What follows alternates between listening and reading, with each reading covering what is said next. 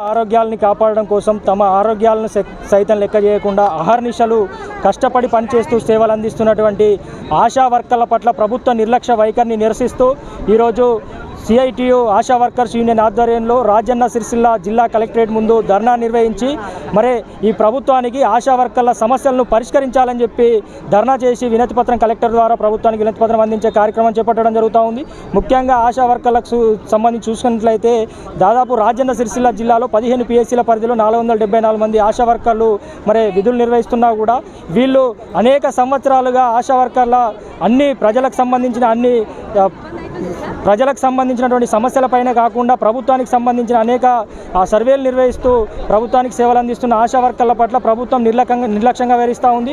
ఆశా వర్కర్లపై పనిభారం పెంచుతూ ఆశా వర్కర్లకు పారితోషకాలు మాత్రమే చెల్లిస్తున్నటువంటి పరిస్థితి ఉంది. ఫిక్స్డ్ వేతనం అమలు చేయడం లేదు. గతంలో అనేక సార్లు గత ప్రభుత్వం దృష్టికి సమ్మె చేసిన సందర్భంగా కూడా పట్టించుకోకపోవడంతో ప్రస్తుతం కాంగ్రెస్ ప్రభుత్వం అధికారంలో ఉన్నటువంటి ఎమ్మెల్యేలు కావచ్చు, మంత్రులు వీరి సమస్యలన్నీ పరిష్కరిస్తామని చెప్పి మేము అధికారంలో రావడం చెప్పడం జరిగింది.